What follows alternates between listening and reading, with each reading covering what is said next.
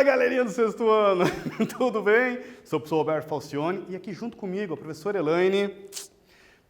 Todos sejam muito bem-vindos em nome da Secretaria de Educação para mais uma aula 99, Roma Antiga, Monarquia, República, Império. Nossa, professor, se preparem. Vou passar para vocês dois recados bem importantes antes de qualquer coisa, né? Antes nós tínhamos o link da presença, correto? Pois bem, agora não há mais. As atividades obrigatórias é quem dá a presença para vocês. Por isso, caprichem aí na atividade que é muito importante. Aos alunos que assistem às aulas pela televisão e utilizam material impresso, olhe, eu não tenho outra palavra que não seja parabéns, pois está estudando.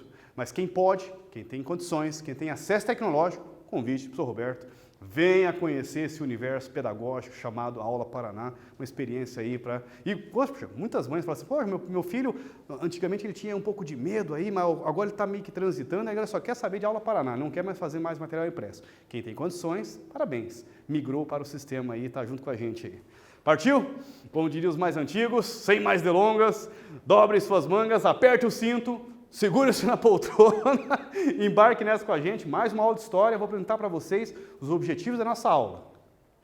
Reconhecer as principais características das divisões históricas da Roma Antiga, identificar o mito do nascimento da Roma Antiga e a considerada versão histórica, compreender as conquistas territoriais com o fortalecimento do exército romano. Bom, então na aula passada a gente fechou ali uma retomada um pouco sobre a Grécia Antiga, foquei um pouco agora na cidade do Oráculo de Delfos, né, na cidade de Delfos, foi muito bacana, deixei uma dica para vocês pesquisarem, quem pode, pesquisarem um pouco sobre a história da cidade de Delfos, que inclusive é uma cidade ainda muito visitada no turismo, do país Grécia. E na aula de hoje vamos trabalhar Roma Antiga, os 3 períodos.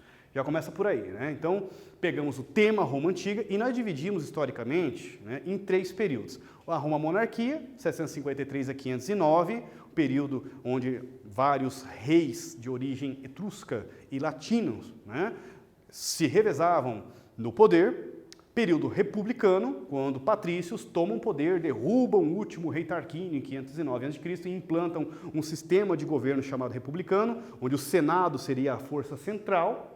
E em 27 a.C., Otávio Augusto fechou ali, como diz o outro, a força dos patrícios. Não foi tão fácil assim não, né? Mas ele consegue concentrar o poder, diminui o poder do Senado e concentra seu novo poder, criando um novo período da história de Roma, que nós chamamos de Império Romano. 27 a.C. até 476 depois de Cristo. Girou então, Jesus Cristo nasceu, morreu dentro do Império Romano. 476, o Império Romano do Ocidente, porque vocês viram também que em 395 o imperador Teodósio dividiu o Império Romano em duas partes, né? O Império Romano do Ocidente, esse que cai em 476 nas mãos dos povos germânicos, e o Império Bizantino, Império Romano do Oriente, com a capital em Constantinopla, né? Mais próximo ali da Europa, próximo mais do Oriente, na cidade de Constantinopla, essa região que só vai durar mais 1000 anos, somente em 1453 os turcos otomanos conquistam a chamada queda de Constantinopla na mão dos turcos, ok? Bom, então a gente começa o nosso primeiro tema. A Roma Antiga, nós apresento para vocês aqui essa famosa estátua da loba Capitolina, que conta a lenda dos 2 irmãos gêmeos. Vocês viram essa história com o professor Paulo, sobre a mitologia da origem lendária, foi muito bacana, com o professor Cleverton também. Esse tema vocês então viram, junto com o professor, que explica a origem lendária da famosa cidade de Alba Longa, dos irmãos gêmeos Rômulo e Remo, do tio Númitor, né, que queria tomar o poder, né, enfim. Essa história lendária é uma origem, inclusive, latina, para valorizar o povo latino na fundação de Roma. Era muito comum as lendas romanas valorizando alguma classe, valorizando algum grupo social. No caso, essa origem da loba capitolina de Rômulo e Remo estava valorizando a história dos latinos, uma maneira para excluir os gregos, os etruscos, os sabinos da origem de Roma. Agora vem a versão histórica de Roma. A versão histórica, acredita-se, entre vários povos, 4 povos fundaram Roma: etruscos, gregos, daquela segunda diáspora grega. Diáspora é dispersão. Os gregos saíram daquela região e vieram para essa região, né, próxima na Península Itálica, também como um povo fundador de Roma.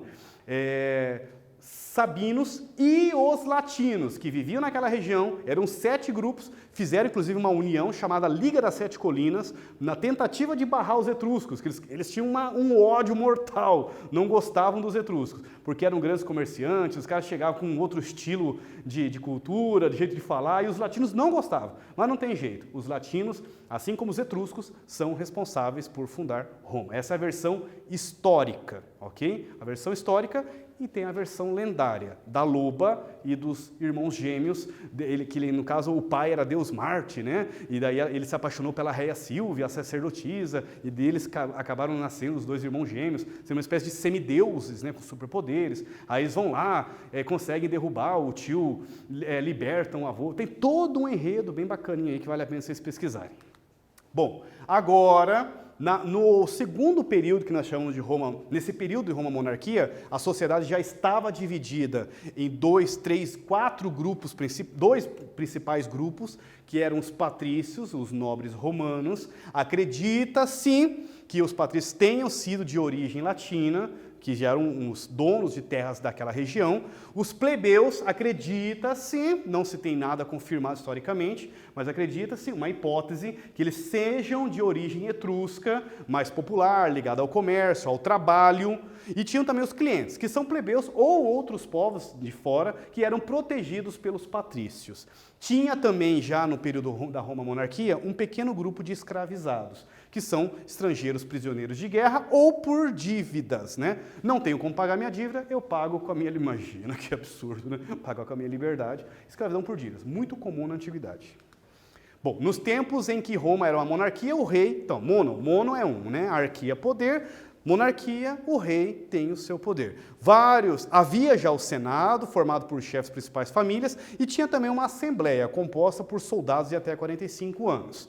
Os patrícios controlavam já o Senado, os plebeus não tinham ainda participação política no Senado, nunca se conformaram com o domínio etrusco em Roma. Inclusive, o último rei, chamado Tarquínio, ele era de origem etrusca e facilitava ou tentava ajudar a maior participação política dos etruscos na política, ou plebeia, melhor falando, na política monárquica romana. Resultado, os patrícios fizeram uma conspiração, chamada Conspiração Patrícia, derrubaram Tarquínio do poder e implantaram a República em 509 a.C. Na Roma República, os patrícios controlavam o poder, criaram várias magistraturas, que nós chamamos de cargos públicos. Aqui é uma pintura representando a Curia Hostilia, que seria, né, uma representação, de 1889, representando o primeiro Senado da Roma República, onde os senadores se reuniam ali na sua toga, né, naquela roupa típica grega, que eles se reuniam e faziam as discussões políticas, mas somente patrícios participavam até então. Bom, os principais cargos eram cônsules, haviam 2 que comandavam o exército, vamos falar que seria o principal cargo, mais importante. Os pretores, responsáveis pela aplicação da justiça. Questores, cuidavam da arrecadação de impostos e das despesas públicas, e tinham também os edes, responsáveis pelo policiamento, abastecimento, organização de espetáculos públicos, até mesmo a organização urbana das cidades romanas. Tinham censores, responsáveis pela contabilização da população romana, e tinha também o ditador, que acontecia esse cargo no seguinte momento: se precisasse, daria plenos poderes para ele, em situação de guerra, um estado de sítio, vamos chamar assim, uma situação de emergência, Roma está sendo invadida, um exemplo, uma hipótese, vamos chamar tal senador para ser, ou tal patrício para ser um ditador, um momento de guerra que precisamos de uma única pessoa com poderes plenos. Ele era chamado de ditador. Agora com vocês, de acordo com nossa aula, quais são as 2 formas de explicar a origem de Roma? Tá fácil, daqui a pouquinho nós voltamos, corrigimos juntos.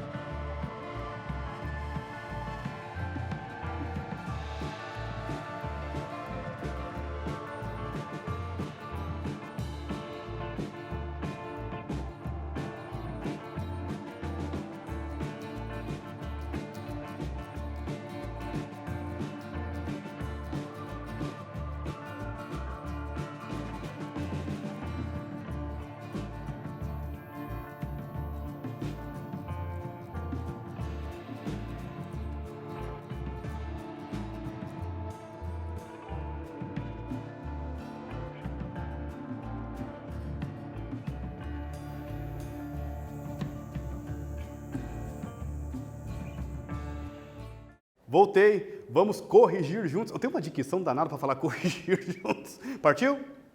A origem da Roma Antiga é explicada a partir de uma versão lendária, a lenda da loba capitolina, dos irmãos gêmeos, Rômulo e Remo, e tem a versão histórica, o professor Roberto comentou, que são vários povos que são fundadores de Roma.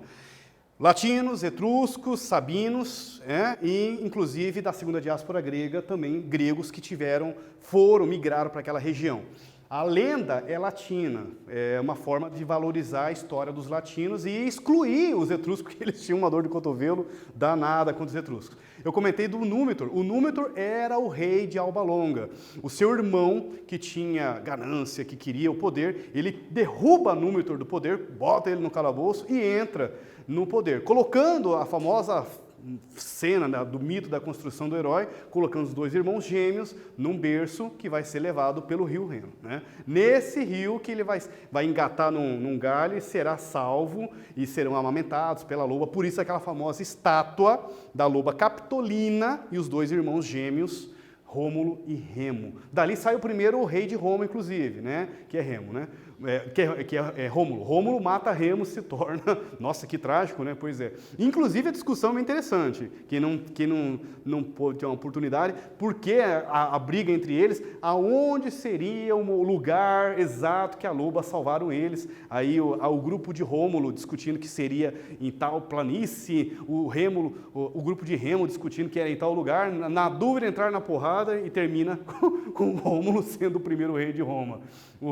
Dá até um imbróglio aqui na minha língua. O Rômulo, Remo, o rato roeu a roupa. Não, parei. Vamos lá, partiu. Numa disputa de poder, agora vamos para o nosso terceiro e último período da Roma Antiga. Chamamos de Império. Vamos colocar aí que é um momento de auge da política, do expansionismo territorial, auge do exército romano. Imagina as legiões somadas a tudo sob o poder do Império Romano, chegaram a mais de 250, os professores de história, enfim, acreditam assim, acima de 250 mil soldados. Parece pouco nos dias de hoje. Na antiguidade, há 2.000 anos atrás, falar que você tem 250 mil, você é uma potência, você é uma superpotência, e era isso que Roma acreditava ser. Estava acima de todos num período que ela domina todo o norte da África, domina a Mesopotâmia que vocês viram, fizeram ali a volta de Cartago, depois da Guerra Púnica, que vocês viram com o professor Roberto, fecharam ali com a Península com a Península Hispânica, com a região que seria a Espanha e Portugal hoje, e fizeram um círculo, dominaram o Mar Mediterrâneo, a ponto de chamar o Mar Mediterrâneo de Mare Nostrum, ou seja, aqui quem domina é nós, é Roma. Fica imaginando a cena, o mar nosso, o Mar Mediterrâneo é todo nosso. Bom, aí acontece o que nós chamamos de Roma Império. O Otávio Augusto, que é o sobrinho do Júlio César, aquele que o Brutus vai, naquela famosa cena de traição, até tu, Brutus, acredita que era o afilhado do Júlio César, ele é assassinado por uma outra conspiração patrícia, dentro do Senado, morto a facadas pelas costas, e o seu sobrinho, Otávio Augusto, que era muito jovem, assume a liderança das legiões, que não eram poucas, eram mais de 30 mil soldados, quase 40 mil soldados fiéis a Júlio César, que passam para Otávio Augusto, e ele falou, comigo não, comigo vocês não vão me pegar não. Ele conseguiu derrotar no segundo triunvirato, que foi aquela aliança junto com Marco Antônio, e com outro general da época, derruba o poder de Marco Antônio e marcha, vamos chamar de uma marcha triunfal, para a capital de Roma. Chegando lá, ele chama os patrícios, vamos lá, só que não sou meu tio não, veja bem, venha conversar comigo aqui, seus patrícios. Ele impõe, agora vocês vão me chamar de ditador, vão criar um título para mim de Augusto, que significa o divino, e eu vou me auto-intitular uma divindade viva, que agora passo a entrar no panteão dos deuses de Roma, junto com Marte, Júpiter, estava lá a imagem do imperador Otávio, que passa a ser Augusto, Otávio Augusto. A palavra Augusto significa o divino, e ele então concentra os poderes políticos em sua mão. Claro que não está marcando bobeira, ele fez marcha triunfal, com o exército nas suas costas. Falei, eu quero ver quem que vai passar a faca nas minhas costas dessa vez aqui. Não sou o meu tio não, Júlio César.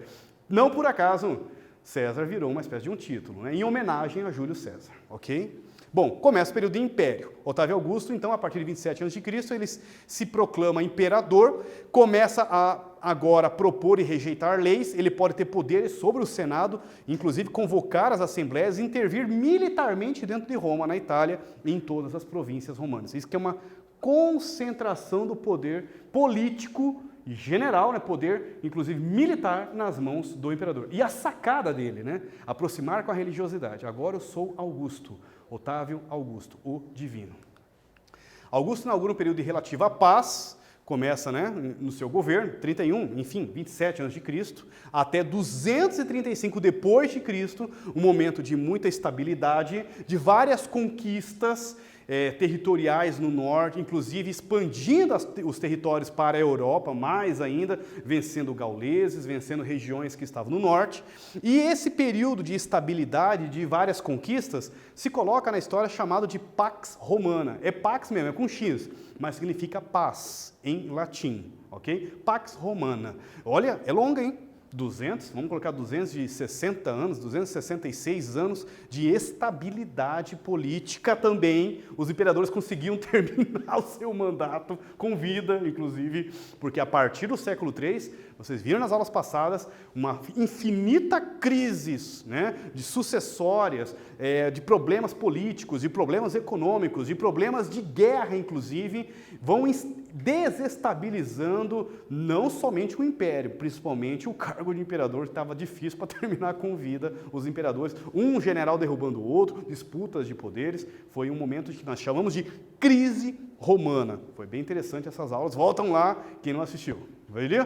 Fechou aqui? Agora vamos ver o poderoso Império Romano, em 117, no auge da Pax Romana, dominou o Egito depois que o Otávio Augusto derrotou as tropas da Cleópatra e do Marco Antônio aqui em 35, dominou a Mesopotâmia, estenderam os poderes aqui mais para cima, dominou a região da Espanha, né, região hispânica, dominou aqui, está tudo dominado, está aqui o Mare Nostrum. Aqui no meio do mapa, a galera do Neto, junto comigo no estúdio, está mostrando para vocês aqui, do lado da ilha de Creta, lembrando que também a Grécia foi dominada, ainda no período republicano. Olha o que está escrito no mar Mediterrâneo. Mare Nostrum, que era como os romanos chamavam o mar Mediterrâneo. É nosso. Nosso mar, Mare Nostrum. Na sua extensão máxima, o maior da antiguidade, passava por toda a Mesopotâmia, o Roberto falou, a Britânia, o Egito. Ah, é verdade. Olha onde que eles chegaram até. Famosa história que quando eles dominaram até a Inglaterra, parou aqui nos muros de Adriano. Aqui em cima deu problema, os celtas deu trabalho para eles. Vamos fazer junto essa aqui? Nome do general que derrotou as tropas de Marco Antônio, se tornando o primeiro imperador romano em 27 a.C. A. É o Marcos? B. É o Otávio? C. É o Júlio César? D. É o Mário? Que Mário, professor? Letra A, B, C ou D? Letra A? Não! Letra B, Otávio! Se vocês marcar o Mário, vocês iam ver. Letra B, Otávio, muito bem. Fechou? Monarquia, República e Império. Próxima aula, feudalismo, vai ficar bem bacana ser retomada para nós discutirmos, porque as aulas últimas que nós discutimos, né, nós trabalhamos esse tema da Idade Média, mais sobre o feudalismo, suzerania, vassalagem, relações servis. Não percam, referências, obrigado, até a próxima aula, foco nos estudos, galerinha, força, fé no coração. Valeu!